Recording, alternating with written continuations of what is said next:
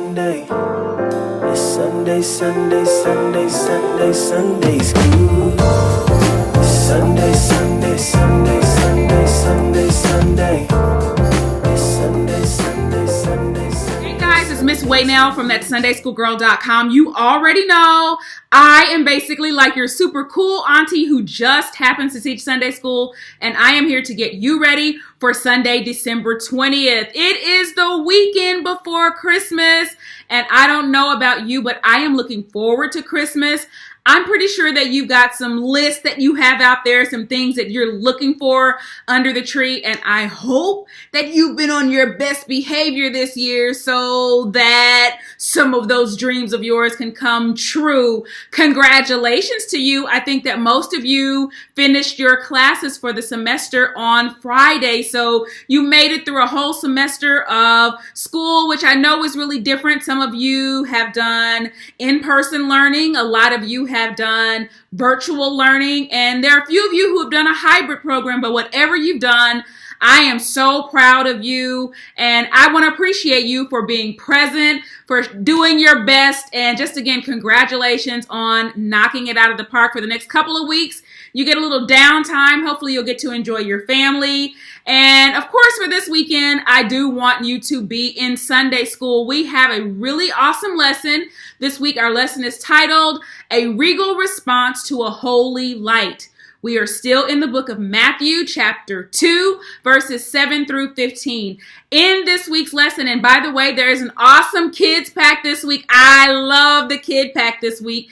It's able to be downloaded now. If your parent or adult hasn't done that already, ask them, what are they waiting on? Go ahead and click the link. It's in the description box down below. The activities are always really fun. And last week, take a look at this real fast. This was the angel craft that was done last week. I made a video about how to do the craft, but I also invited everyone to share your angels back with me. And my friend Aubrey sent me her angel. Isn't she beautiful? And I'm so excited. So if you ever want to share your activities back with me, you're welcome to do that. YouTube does not allow you all to comment on my videos, but you are able to email me at ThatSundaySchoolGirl@gmail.com. or you can always inbox me on Facebook. So let's get back to Matthew chapter 2. In Matthew 2, the birth of Jesus has happened. We've been looking forward to that now this is our third week in Matthew. We talked about Jesus's family tree.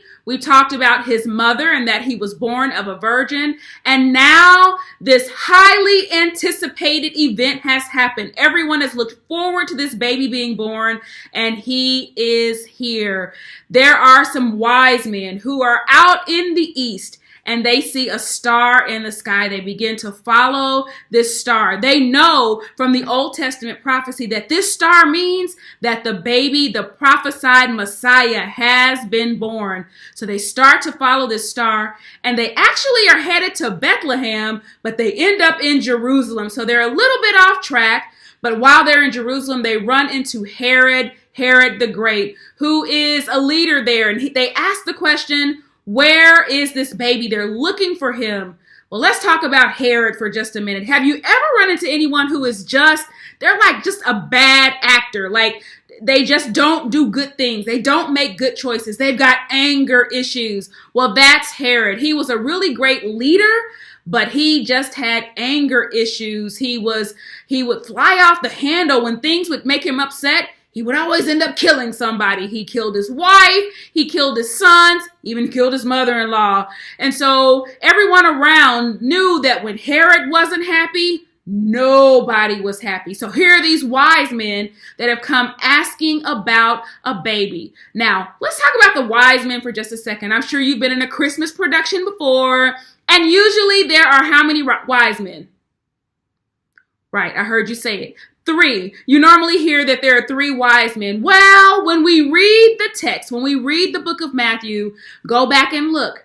Double check what I'm telling you. There is no number. We really don't know how many wise men there were. What we know is that they gave the baby 3 different gifts. So that's probably where we get the number 3 for the wise men. But the truth is, We don't know how many wise men there were. What we know about the wise men, though, is that they were great scientists. So if you are a math and science person, a STEM person, like the wise men are your kind of people, that's how they knew to watch and follow the star. They understood what the stars meant. And so now here they are with this bad actor who is Herod.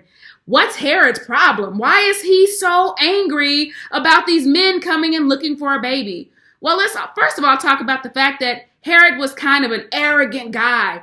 And these wise men coming would have come into town on camels and a very large caravan carrying all of the gifts that they were going to bring to the baby. Herod probably thought, those guys are coming to see me. They're bringing me gifts. No, they're not coming to see you, Herod. They actually just got a little turned around and they want to know where the baby is. Well, that didn't make him really happy. And not only that, but Herod knew that he was not the legitimate king. He was not the real king. He always knew that there would be a king coming. And so it made him feel very threatened, very insecure, that someone wanted his seat. Have you ever been concerned when you thought someone was trying to take your place? And so Herod has a secret meeting with the wise men. Secret meetings usually aren't good. And in this secret meeting, he wants to know, where is this baby that you're looking for? And the wise men weren't really that wise. They didn't even realize that Herod was trying to set them up. Herod was trying to get information so that he could harm the baby Jesus. So he sends them on the way and he says, when you find that baby, you come back and you let me know where he is. So the wise men continue on.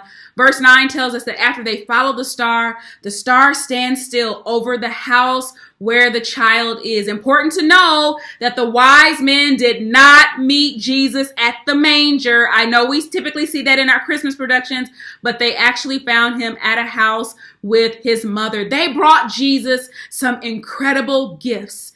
Gifts that showed the love that they had for him. It was their worship. What is worship? Worship is when we let God know how wonderful he is, how much worth we find in him. We celebrate him for who he is. They actually fall down on their knees and they worshiped him and they gave him gifts of gold, frankincense, and myrrh. Those were very costly gifts, very important gifts, but again, gifts that were fit for a king. So that night, remember, they were supposed to go back and tell Herod where they found the baby, but there was a dream. And in the dream, God showed these men that you don't need to go back that way. Be careful. You've got to go home another way so you don't run into Herod. And so they did that.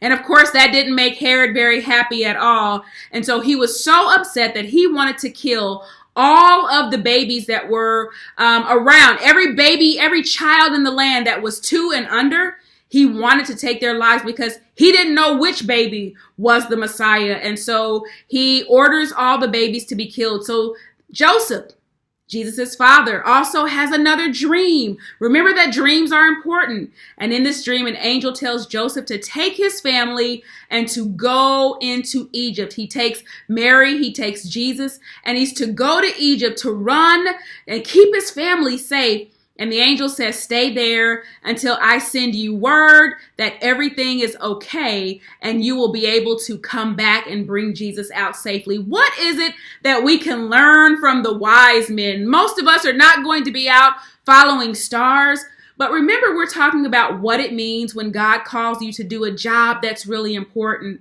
And sometimes when you are called to do a job that's really important, it doesn't mean that your way is going to always be easy. You may get a little lost on your journey like the wise men did.